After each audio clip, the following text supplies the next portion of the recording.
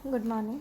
Rural development corporation में हम ग्रामीण आधार संरचना के विकास को डिस्कस कर रहे थे, जिसमें हमने लास्ट ग्रामीण विद्युतीकरण निगम लिमिटेड, ग्रामीण विद्युतीकरण रूरल इलेक्ट्रिफिकेशन यानी कि विपणन एवं निरीक्षण निदेशालय, ग्रामीण आधार संरचना एवं ग्रामीण बाजार, rural infrastructure and rural markets के बारे में हमने डिस्कस किया था। उसी में हमारा नेक्स्ट है ग्रामीण आधार संरचना एवं जल आपूर्ति। ग्रामीण विकास के उद्देश्य से सरकार 2-3 दशकों से ग्रामीण जल आपूर्ति यानी कि रूरल वाटर सप्लाई एवं सफाई यानी कि सैनिटेशन पर विशेष ध्यान देने लगी है।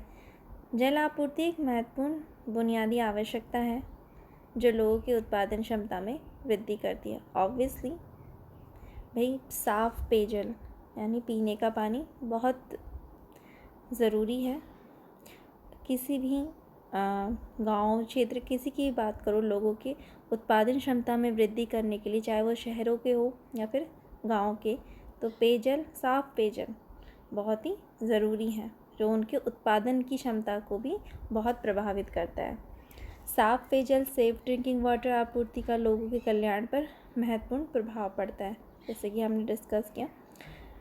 साथ ही साथ जो हमारी शिशु मृत्यु दर है, इन्फेंट मोर्टेलिटी रेट है, डेथ रेट है यानी कि मृत्यु दर है, फिर दीर्घ आयु यानी लॉन्गेटिविटी एवं हमारा उत्पादकता पर शुद्ध पेयजल आपूर्ति का व्यापक प्रभाव पड़ता है। वर्ष 2012-13 तक लगभग कितना 74% ग्रामीण बस्तियों को सुरक्षित पेयजल सुविधाओं से पूरी तरह कवर किया जा चुका था।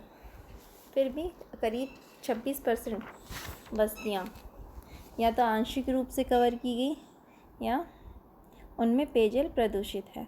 पेयजल की नॉन अवेलेबिलिटी की बात करें एवं खराब गुणवत्ता का तुलनात्मक रूप से अधिक भार क्या है, निर्धन व्यक्ति, चाहे वो ग्रामीण हो या शहरी हो, उन पर पड़ता है। ठीक है, देश में गर्मी के मौसम में हम पेयजल की व्यापक कमी का मतलब आपूर्ति नहीं हो पाती सही पेयजल की गर्मियों के दिनों में। ये एक सबसे बड़ी समस्या रहती है गर्मियों के मौसम में। ग्रामीण क्षेत्रों में पेयजल की आपूर्ति से संबंधित योजनाएं राज्य क्षेत्र की न्यूनतम आवश्यकता कार्यक्रम के अंतर्गत राज्य द्वारा तैयार और क्रियान्वित की जाती हैं।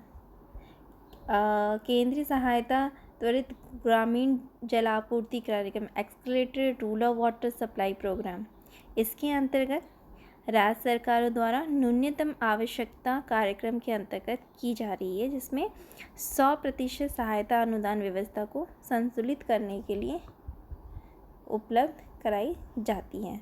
ठीक है, इसी में ही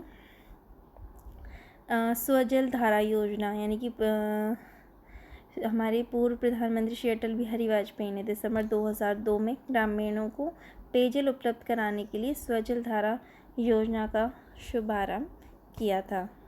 इस योजना के तहत वर्ष 2004 तक सभी गांवों को पेयजल उपलब्ध कराने का लक्ष्य रखा गया था। उसी में हमारा है राजीव गांधी राष्ट्रीय पेयजल मिशन।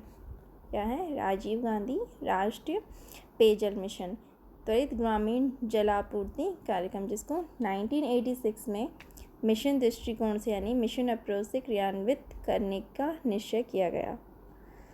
और राष्ट्रीय पेयजल मिशन यानी कि नेशनल ड्रिंकिंग वाटर मिशन की स्थापना की गई। वहीं वर्ष 1991 में इसका नाम बदल के नेशनल ड्रिंकिंग वाटर मिशन का नाम बदलकर राजीव गांधी राष्ट्रीय पेयजल मिशन कर दिया गया। ठीक है, तो इस मिशन के प्रमुख उद्देश्य क्या थे? राजीव गांधी राष्ट्रीय पेयजल मिशन के सबसे पहले है कि भाई सभी जो ग्रामीण बस्तियां हैं, विशेषकर जहाँ पे अभी तक पेयजल की सुविधा नहीं है, वहाँ सुरक्षित पेयजल की आपूर्ति सुनिश्चित करना। दूसरा, प्रणाली एवं संसाधनों की निरंतरता सुनिश्चित करना। तीसरा, कि प्रभावित बस्तियों में पानी की गुणवत्ता संबंधी समस्याओं का समाधान करना। सिर्फ पानी पेयजल पहुंचाना या फिर उसकी व्यवस्था कर देना नहीं, पर उसकी टाइम टू टाइम उसकी गुणवत्ता संबंधी समस्याओं को समाधान करना भी ज़रूरी है। इसे हम कंटिन्यू करते हैं। नेक्स्ट है हमारा ग्रामीण आधार संरचना का विकास एवं शिक्षा, यानी कि rural infrastructure development and education. शिक्षा मानव पूंजी निवेश यानी कि इन्वेस्टमेंट इन ह्यूमन कैपिटल का महत्वपूर्ण घटक है। भारत में वर्तमान में सकल राष्ट्रीय उत्पाद लगभग हमारा क्या है 4% शिक्षा पर व्यय किया जा रहा है, जबकि जीडीपी का 6% शिक्षा पर व्यय करने का लक्ष्य रखा गया था। कुछ टाइम से साक्षरता की दर में काफ़ी सुधार हुआ है और ग्रामीण क्षेत्रों में, लेकिन साक्षरता की स्थिति अभी भी इतनी अच्छी नहीं है।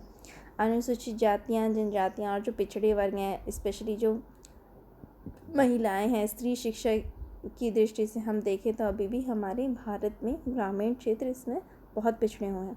इसका सबसे मेन रीज़न क्या है, इसका प्रमुख कारण क्या है? ग्रामीण क्षेत्रों में शिक्षा संपन्न की जो आधार संरचना है उसका क्या है, अभाव है, यानी उसकी कमी है, वो प्रॉपरली वहाँ डेवलप नहीं हुआ है।